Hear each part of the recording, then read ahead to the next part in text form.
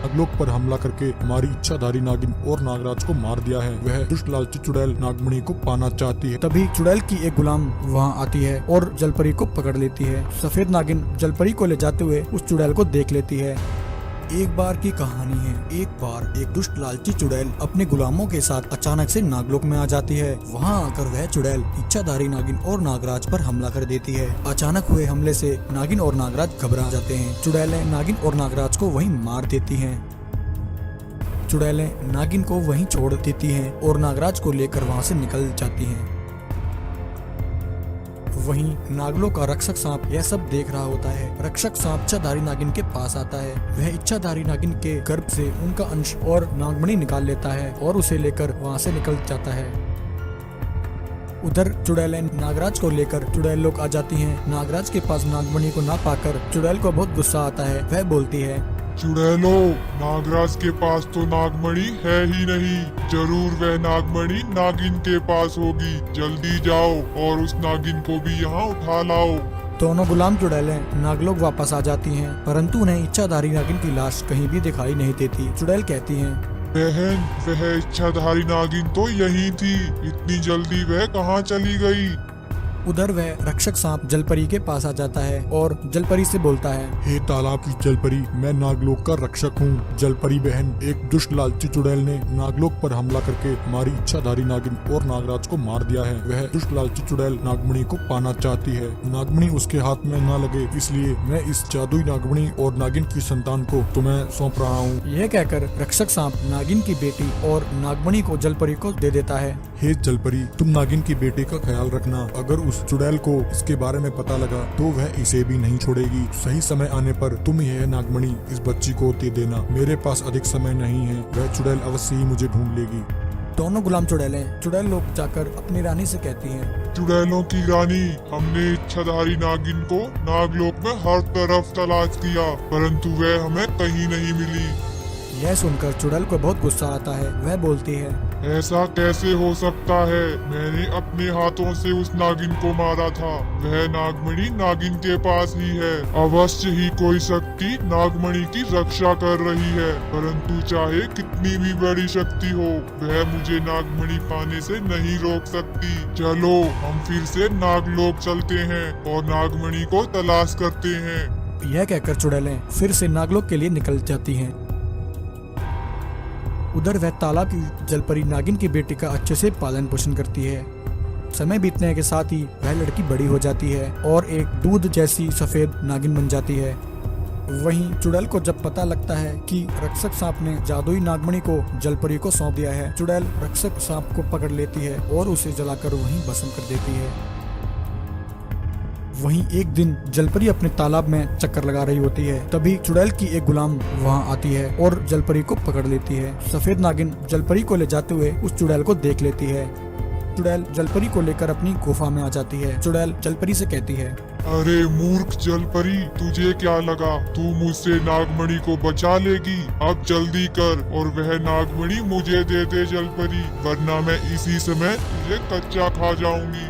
तभी इतने में सफेद नागिन वहां आ जाती है। सफेद नागिन देखती है कि चुड़ैल ने जलपरी को उल्टा लटका रखा है और वह उस पर अत्याचार कर रही है। तभी जलपरी जादुई नागमणि को सफेद नागिन को सौंप देती है। नागमणि मिलते ही उसकी सारी शक्तियां सफेद नागिन के पास आ जाती हैं और सफेद नागिन बहुत शक्तिशाली हो जाती है। सफेद नागिन फ्लैशबैक में जाकर सब देख लेती है। यह देखकर नागिन की बेटी सफेद नागिन को बहुत गुस्सा आता है। वह उसी समय अपनी शक्ति से चुड़ैल और उसके दोनों गुलामों को जलाकर भस्म कर देती है और जलपरी माँ को बचा लेती है। वहीं अग्नि राक्षस जादुई परी के पास पहुंच जाता है और अपनी आग उगलने लगता है। वह अपनी आग से जलपरी के पंखों को जला देता है।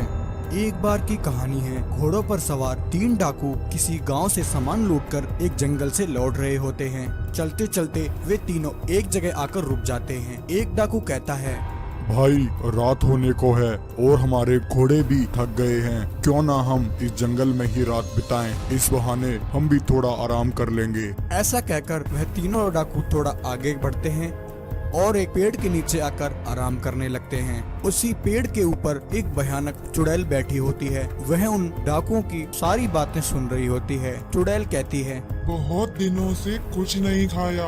आज बड़े दिनों बाद शिकार हाथ लगा है। इन तीनों को खाकर मेरी भूख आसानी से मिट जाएगी। ऐसा कहकर वह चुड़ैल पेड़ से उतरकर उन डाकुओं के सामने आ जाती है। चुड़ैल को अचानक अपने सामने देखकर वह तीनों डाकू डर जाते हैं। तभी चुड़ैल कहती है, मूर्ख इंसानों, तुम्हारी हिम्मत कैसे हुई इस जंगल में आने की? क्या तुम्हें पता नहीं यह मेरा जंगल है? अब मैं तुम तीनों को कच्चा चबा जाऊंगी।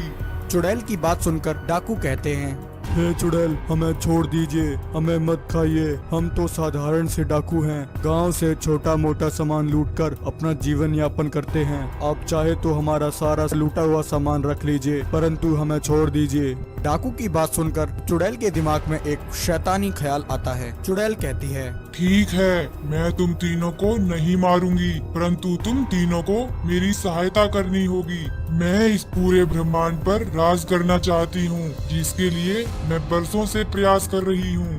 चुड़ैल की बात सुनकर तीनों डाकू उसकी सहायता करने के लिए तैयार हो जाते हैं। तभी चुड़ैल उन तीनों डाकुओं पर अपनी एक शक्ति मारती है। शक्ति लगती ही वह तीनों डाकू भयानक राक्षस बन जाते हैं, जिनमें से एक अग्नि राक्षस जो भयानक आग उगलता था, एक वायु राक्षस जो हवा से वार किया करता था, और तीसरा पानी वाला राक्षस जो पानी की बौछार करता था। तभी एक राक्षस कहता है, बताइए चुड़ैल महारानी, हमारे लिए क्या आज्ञा है? चुड़ैल कहती है, मेरे शैतान राक्षसों, इस समय ब्रह्मांड की सारी शक्तियाँ जल परी, इच्छाधारी नागिन और उस जादुई परी के पास है। मुझे उन तीनों का खून पीना है। उन तीनों का खून पीकर मेरी शक्तियाँ 1000 गुना बढ़ जाएंगी। फिर मेरा सामना कोई नहीं कर पाएगा। तुम तीनों मुझे जल्द से जल्द जल परी, इच्छाधारी नागिन और जादुई परी ला कर दो। चुड़ैल के इतना कहते ही वह तीनों राक्षस वहाँ से निकल जाते हैं। वायु राक्षस जलपरी के तालाब के पास पहुंच जाता है और अपनी हवा से तालाब का सारा पानी सुखा देता है। पानी सूखते ही जलपरी तालाब के बाहर आ जाती है और राक्षस उसे पकड़ लेता है। वहीं अग्नि राक्षस जादुई परी के पास पहुंच जाता है और अपनी आग उगलने लगता है। वह अपनी आग से जलपरी के पंखों को जला देता है। और वहीं तीसरा पानी वाला राक्षस इच्छाधारी नागिन के पास पहुंचकर उस पर अपनी पानी की बौछार करता है। राक्षस के पानी से इच्छाधारी नागिन बेहोश हो जाती है। तीनों जादुई राक्षस जलपरी, इच्छाधारी नागिन और जादुई परी को लेकर चुड़ैल के पास आ जाते हैं। उन तीनों को देखकर चुड़ैल खुश हो जाती है। शाबाश मेरे शैतानों, मैं तुम्हारी सेवा से बहुत प्रसन्न हूँ। आखिरकार आज तुमने मेरी बरसों की इच्छा पूरी कर दी। इतना कहकर चुड़ैल जादुई परी का खून पीने लग जाती है। जादुई परी का खून पीते ही परी की सारी शक्तियाँ चुड़ैल को मिल जाती है। चुड़ैल कहती है, मूर्ख जल परी, अब तेरी बारी है। तेरा खून पीकर मैं और अधिक जवान और शक्तिशाली हो जाऊंगी।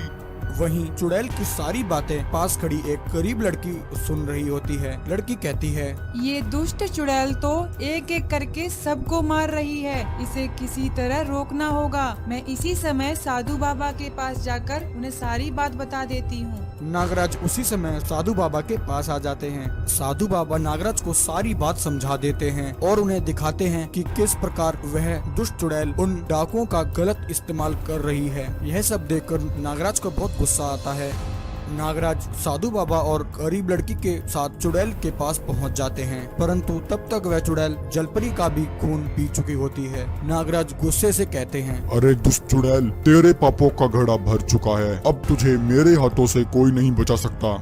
नागराज की बात सुनकर वह तीनों राक्षस उसी समय नागराज पर हमला कर देते हैं। तभी नागराज उन तीनों राक्षसों पर अपनी शक्ति से हमला करते हैं। शक्ति लगते ही वह तीनों डाकू अपने असली रूप में आ जाते हैं और दुम दबाकर वहां से भाग जाते हैं। यह सब देखकर चुड़ैल भी अपनी शक्तियों का वार नागराज पर करती है। उसकी शक्तियों से बचते हुए नागराज चुड़ैल पर अपनी एक भयंकर शक्ति का वार करते हैं और उस दुष्ट चुड़ैल को एक सुअर बना देते हैं और वहां से भगा देते हैं। तो प्यारे दोस्तों, कैसी लगी आपको यह कहानी? ऐसी ही और मजेदार कहानियां देखने के लिए आप हमारे चैनल से जुड़े रहें। धन्यवाद।